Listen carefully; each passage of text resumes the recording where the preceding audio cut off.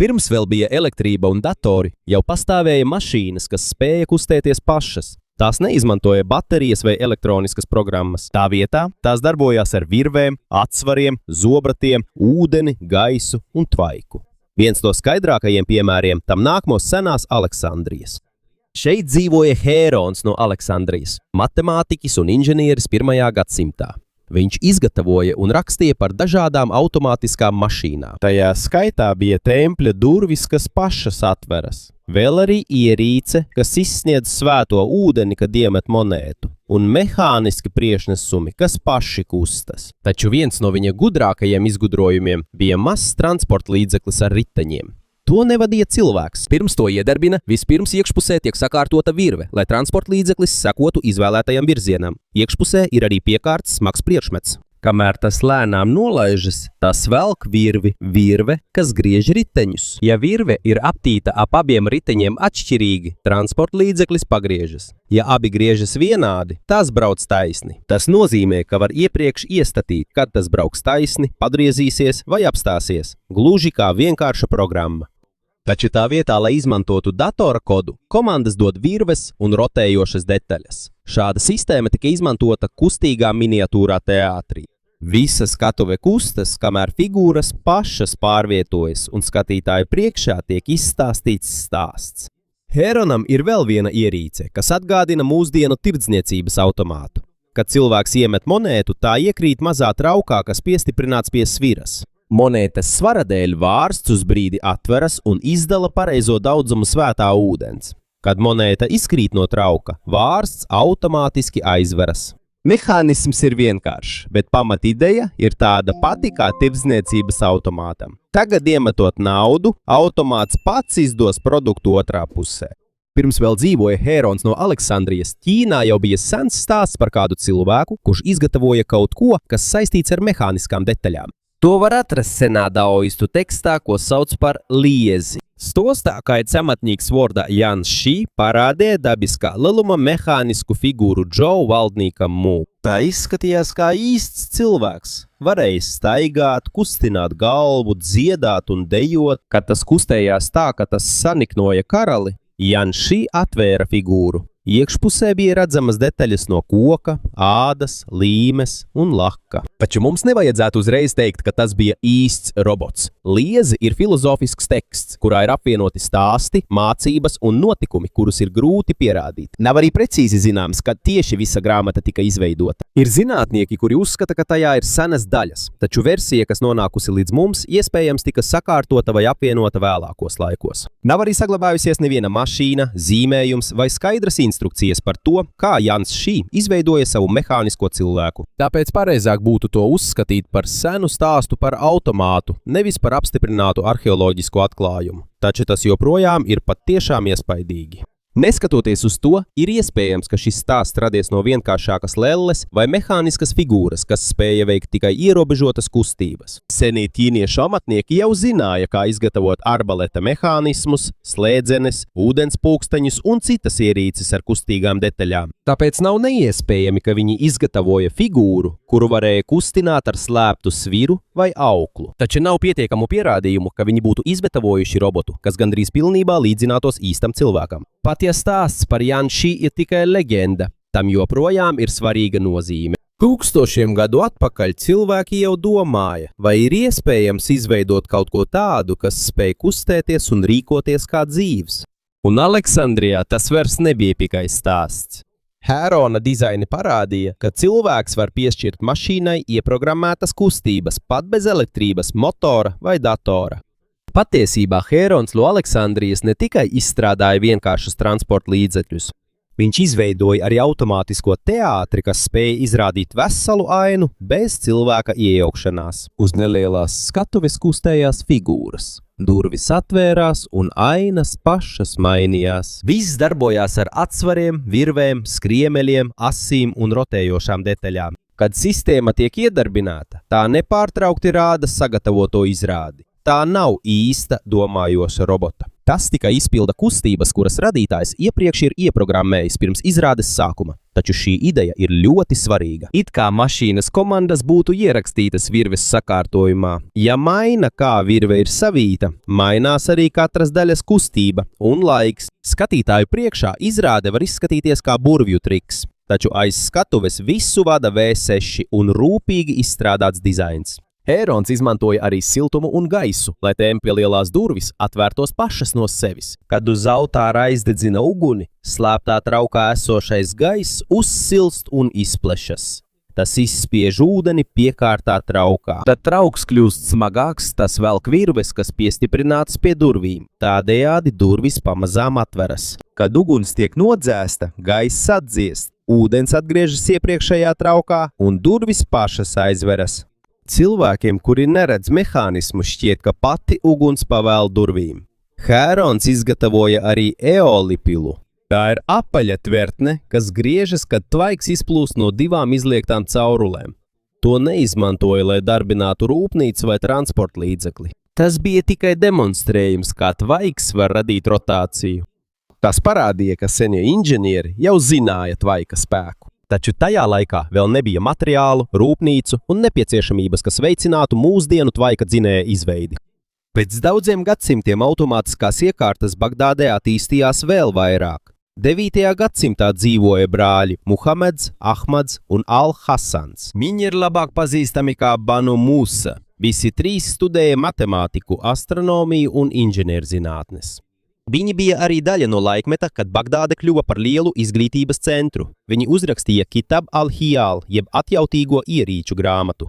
Šeit ir aprakstītas aptuveni 100 mehāniskas ierīces. Daudzi viņu dizaini izmanto ūdeni, gaisu, vārstus un pludiņus. Ir trauki, kas paši izdala pareizo dzēriena daudzumu. Ir arī strūklakas, kas maina dozatora formu. Ir lampas, kas pašas automātiski pievieno eļļu, kamēr tās deg. Parastā traukā ūdens turpina tecēt, kad to atver. Taču Banu Musas dizainos iekšpusē ir vārsti, kas paši atverās vai aizverās atkarībā no ūdens līmeņa un svara. Tas ir kā vienkārša automātiskās vadības sistēma. Kad ūdens sasniedz noteiktu līmeni, kāda detaļa kustās un aizver caurplūdi. Kad ūdens līmenis pazeminās, caurplūde atkal atverās. Šeit nav datora, kas to uzrauga. Pats ūdens liek sistēmai darboties. Ir arī seni pētījumi, kas saista Banu Musu ar automātisku flautas ierīci. Gaiss rada skaņu, kamēr rotējoša daļa nosaka, kuru caurumu atvērt un kad tas skanēs. Mainot izvirzīto daļu izvietojumu uz rotējošā cilindra, var mainīt notu secību. Taču to nevajadzētu aprakstīt kā mūsdienīgu humanoīdu robotu, kas spēlē uz skatuves. Tas ir skaidrāks piemērs automātiskam mūzikas instrumentam, kas izmanto mehānisku vadību. Bagdāde tajā laikā bija ļoti svarīga, tāpēc tur tika pētītas un apkopotas daudzas senas zināšanas no Grieķijas, Persijas, Indijas un citām vietām. Viņi ne tikai kopēja vecās idejas, viņi tās arī papildināja un uzlaboja. 12. un 13. gadsimtā vēl viens inženieris izveidoja vēl detalizētākas automātiskās ierīces. Tas bija Ismails al-Džazari. Viņš strādāja Artukidu valdnieku galmā Diyarbekirā, kas tagad ir daļa no dienvidaustrumu Turcijas. 1206. gadā viņš pabeidza grāmatu par mehānisko ierīču izgatavošanu. Viņš ne tikai paskaidroja, ko dara katra mašīna, viņš arī pievienoja skaidras zīmējumus un paskaidrojumus par to, kā darbojas tās detaļas. Viens no viņa slavenākajiem dizainiem bija laiva ar automātiskiem mūziķiem.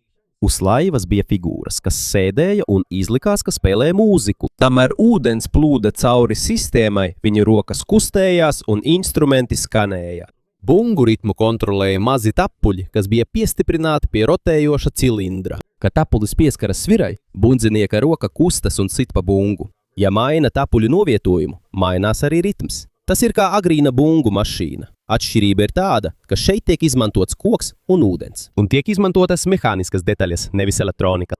Nav arī skaidrs, vai laiva pati pārvietojas bez kāda, kas to stumtu vai vadītu. Noteikti dizainā ir attēlots mūziķu automātiskais priekšnesums, kamēr viņi atrodas laivā. Al-Jazari izveidoja arī automātiskas ierīces roku mazgāšanai. Vienā no dizainiem ir figūra, kas lej ūdeni. Pēc ūdens izmantošanas cita daļa nodrošina ziepes un dvieli pareizā secībā. Viņš izveidoja arī lielus ūdenspulksteņus figūrām, putniem, skaņām un dažādām kustībām laikam ejot. Viens no pazīstamākajiem ir ziloņa pulkstenis. Tam ir liela ziloņa figūra. Uz tā virsmas ir cilvēki, pūķis, putni un citas mehāniskas figūras.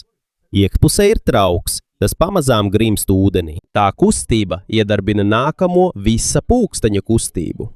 Kad noteiktais laiks ir pagājis, figūras sāk kustēties un dzirdama skaņa. Pēc tam sistēma atgriežas sākuma stāvoklī, lai sāktu no jauna. Tas nav tāpēc, ka šīm ierīcēm būtu prāts. Patiesā meistarība slēpjas radītājā. Viņam precīzi jāplāno laiks, svars, ūdens spēks, cauruma izmērs un katras detaļas kustība. Ja kāds mērījums ir nepareizs, ūdens var kļūt ātrāks, skaņa var aizkavēties vai figūra var nepakustēties. Tāpēc Nahiro, Banu Musas un Al-Jazari automātiskās mašīnas nebija tikai rotaļlietas bagātajiem. Viņi parādīja, ka sarežģītu uzdevumu var sadalīt mazās komandās. Vispirms kustēsies viens vārsts. Pēc tam griezīsies ritenis. Virve tiks vilkta atkal, un visbeidzot kustēsies figūra.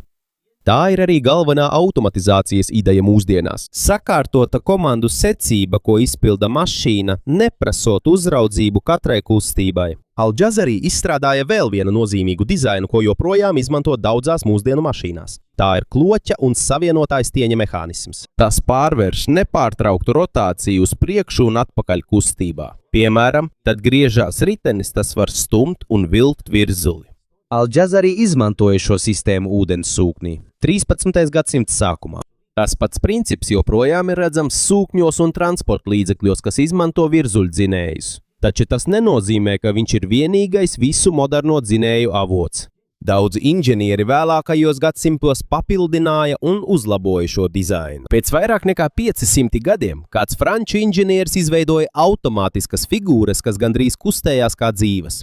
Viņu sauca Žaks de Vaucansons. 1738. gadā viņš Parīzē demonstrēja cilvēka izmēra flautas spēlētāju. Tajā nebija paslēpta mūzikas kaste. Figūra tiešām pūta gaisu caur flautu, kamēr tās mehāniskie pirksti aizsedza dažādus caurumus. Iekšpusē bija plēšas, kas kalpoja kā plaušas. Tās kontrolēja, cik stipri gaiss izplūda no figūras mutes. Tās pirksti kustējās atbilstoši iepriekš sagatavotam rakstam. Tāpēc tā varēja nospēlēt 12 dažādas melodijas. To pārbaudīja arī Francijas Zinātņu akadēmija. Viņi konstatēja, ka tieši flauta rada skaņu, nevis kāds instruments, kas paslēpts iekšpusē. Vaucansons izveidoja arī vēl vienu mūziķi, kas spēlēja stabuli un bungas, taču viņa slavenākais darbs nebija cilvēks, tā bija mehāniska pīle. Tā bija izgatavota no metāla un spēja kustināt kaklu, spārnus, knābi un kājas. Tā dzēra, ēda graudus un izdeva skaņas gluži kā īsta pīle. Vispārsteidzošākais bija tas, tāpēc ēšanas tā izdalīja kaut ko līdzīgu izkārnījumiem. Tāpēc daudzi skatītāji ticēja, ka pīle patiešām sagramo apēsto barību. Taču izrādījās, ka tā bija vēl viena viltība. Apēstie graudi nonāca atsevišķā traukā. Tas, kas iznāca ārā no aizmugures, jau bija sagatavots iepriekš. Tas viss tika sagatavots vēl pirms demonstrācijas sākuma, tāpēc īsta gremošana pīles iekšpusē nemaz nenotika. Vienkārši ļoti prasmīgi bija paslēpti divi dažādi trauki. Tas nemazina izgatavotāja meistarību. Joprojām ir ārkārtīgi grūti vienlaikus kustināt kaklu, knābi, spārnus, kājas un citas daļas, lai metāla dzīvnieks izskatītos dzīvs.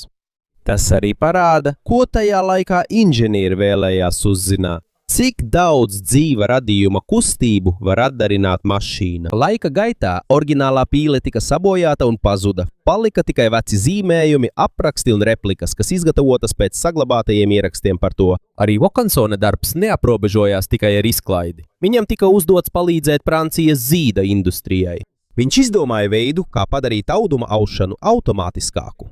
Viņš izveidoja stelles, kas izmantoja caurumotus elementus, lai kontrolētu, kuras diegas kustēsies. Viņa dizains tajā laikā nebija pilnībā veiksmīgs. Taču dažas no šīm idejām vēlāk tika uzlabotas žakarda stellēs. Žakarda stellēs caurumi kartītēs nosaka, kuras diegas tiks paceltas.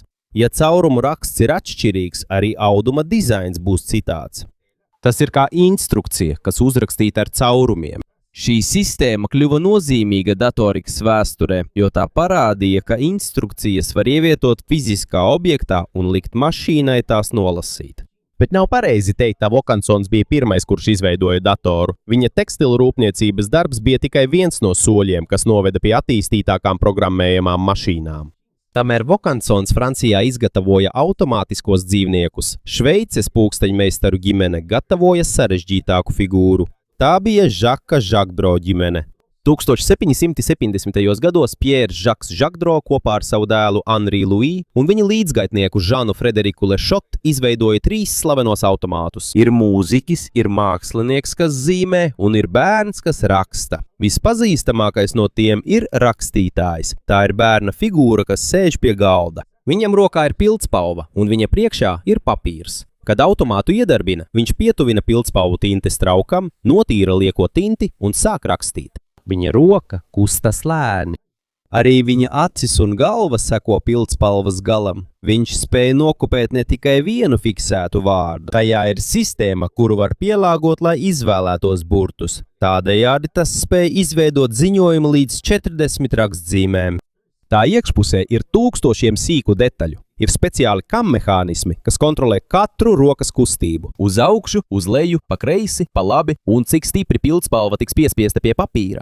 Tā kā burtu izvēle un rokas kustības tiek kontrolētas atsevišķi, šo var uzskatīt par agrīnu programmējumu rakstīšanas ierīci. Tā nesaprot neko. Rakstot vārdus, arī tai nav sava prāta. Tā vienkārši izpilda tieši tās instrukcijas, ko tās veidotājs ir ievietojis iekšā. The Writer un vēl 2 Žakedro automāti joprojām atrodas Mākslas un vēstures muzejā Nešatelā, Šveicē.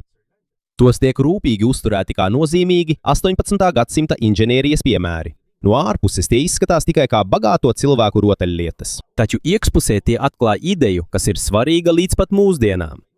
Rakstīšanu, muzicēšanu un zīmēšanu var sadalīt daudzās precīzās kustībās, un tad šīs kustības var likt izpildīt mašīnai. The Writer ir vēl sarežģītāks nekā tas izskatās no ārpuses. Kad pildspalva sasniedz rindas galu, roka pati automātiski atgriežas sākumā. Kad nepieciešama jauna tinte, tas atkal iemērts pildspalvu tintē. Arī burti neizskatās tā, it kā tie būtu izdrukāti ar printeri. Katram burtam ir gan biezas, gan plānas līnijas. Tas izskatās kā īsts rokraksts. Tūkstošiem sīku detaļu atrodas tā korpusā. Katra rokas, galvas un acu kustība tiek kontrolēta ar atsevišķām detaļām. Vēl iespaidīgāk ir tas, ka ziņu, ko tas raksta, var nomainīt. Iekšpusē ir rotējoša sistēma, kas nosaka, kuru burtu rakstīt un kādā pareizā secībā. Tā spēja uzrakstīt ziņu līdz pat 40 rakstzīmēm.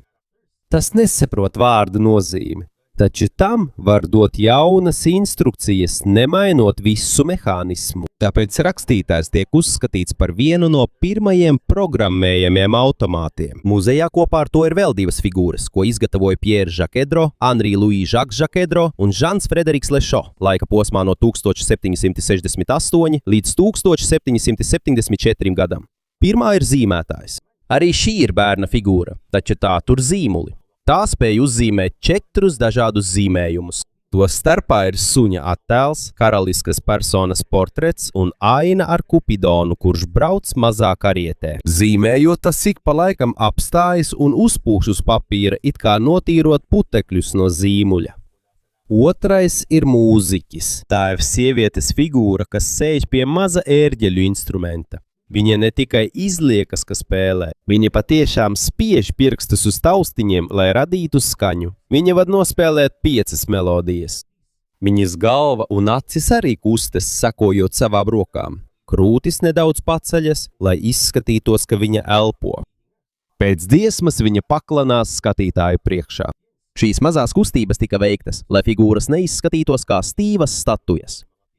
Nepietiek tikai ar roku kustību. Ir nepieciešams arī pareizajā brīdī kustināt acis, galvu, krūtis un ķermeni, lai izskatītos dzīvs. Kad tika izgatavoti 3 automāti, tie vēl nebija muzeja eksponāti. Žaka Droza ģimene tos izmantoja, lai parādītu bagātiem klientiem un karaļa galmam, cik meistarīgi viņi prot izgatavot pulksteņus un citus mehāniskus priekšmetus. Viņu izstrādājumus izrādīja dažādās Eiropas daļās. Viņu bizness sasniedz arī lielus tirgus Āzijā, tostarp Ķīnas imperatora galmu. Viņu pārdošanas veids bija gudrs. Tā vietā, lai vienkārši teiktu, ka viņi ir prasmīgi amatnieki, viņi parādīja bērnu, kurš raksta, bērnu, kurš zīmē, un sievieti, kura spēlē mūzikas instrumentu. Kad to redz karalis vai bagāts uzņēmējs, viņš uzreiz iedomāsies, ka ja viņi spēja izgatavot tik sarežģītu figūru, tad viņi noteikti spēja izgatavot arī ļoti skaistu pulksteni. Tāpēc automāti nav tikai izrāde. Tie ir arī kā kustīga reklāma viņa talantam. 3 figūras nonāca Mākslas un vēstures muzejā Nešatelā 20. gadsimta sākumā. Viņi tur paliek kā daži no nozīmīgākajiem automātiskajiem tēliem, kas radīti 18. gadsimtā. Taču tas nenozīmē, ka tos vienmēr darbina. Viņu detaļas ir vecas un trauslas. Tās ir jāuzrauga un jāremontē speciālistiem, lai tās pilnībā nesabojātos. Pašlaik rakstnieks joprojām ir izstādīts, taču pagaidām tas nedarbojas tehnisku problēmu dēļ. Turpinās plānotā, zīmētāja un mūzika demonstrācija. Šie 3 ir svarīgi, jo tie skaidri parāda atšķirības starp automātisku kustību un patiesu inteliģenci. Viņi spēja rakstīt, zīmēt un spēlēt mūziku, bet viņi nevar pieņemt patstāvīgus lēmumus. Rakstnieks nevar izvēlēties, ko viņš vēlas pateikt. Zīmētājs nevar izdomāt jaunu attēlu. Arī mūziķis nevar izvēlēties savu dziesmu. Visas viņa darbības nāk no instrukcijām, ko radītājs ir ievietojis iekšā. Tāds ir arī galvenais ierobežojums. Tāpat kā daudzas automātiskās sistēmas mūsdienās, ierīce var būt ļoti ātra un ļoti spējīga. Taču tā joprojām ir atkarīga no cilvēka sniegtā dizaina, datiem un norādījumiem. Tāpēc nav pareizi teikt, ka katrs senais automāts ir tieši mūsdienu robota sensis. To viņa tehnoloģija atšķiras, un tiem nav ne elektronikas, ne sensoru, ne mākslīgā intelekta. Taču viņi mēģināja atbildēt uz vienu un to pašu jautājumu. Cik daudz cilvēka darbu var sadalīt mazākos soļos un uzticēt tos izpildīt kaut kam, kas pats neko nevar izdarīt? Rakstīšanā vispirms jāizvēlas burts, jākustina roka, jānospiež rakstāmais un jāpāriet uz nākamo daļu. Zīmējot ir jākontrolē katras līnijas virziens, garums un biezums. Spēlējot mūziku, ir jānospiež pareizā taustiņa precīzā laikā. Tad visi šie soļi ir sakārtoti. Mehāniska figūra spēja veikt darbību, ko agrāk varēja izdarīt tikai cilvēks. Tur arī sākās lielākā automatizācijas ideja. Nevis radīt mašīnu, kas ir patiesi dzīva, bet gan sapratnē, ka sarežģītu uzdevumu var sadalīt, sakārtot un atkārtot. No koka, metāla, ūdens un pulksteņmehānismiem cilvēks pamazām iemācījās, kā ievietot instrukcijas ierīces iekšienē. Tagad mēs izmantojam elektronisko kodu, taču izaicinājums joprojām ir tas pats. Kā tu iemācīsi kaut kam nav prāta, pareizi izpildīt uzdevumu? Tāpēc vecie automāti joprojām ir svarīgi. Tie nepierāda, ka jau senatnē bija attīstīti roboti. Viņi pierāda, ka cilvēki sāka domāt par automatizāciju, programmēšanu un dzīvu būtņu kustību atdarināšanu daudz agrāk nekā mēs domājām.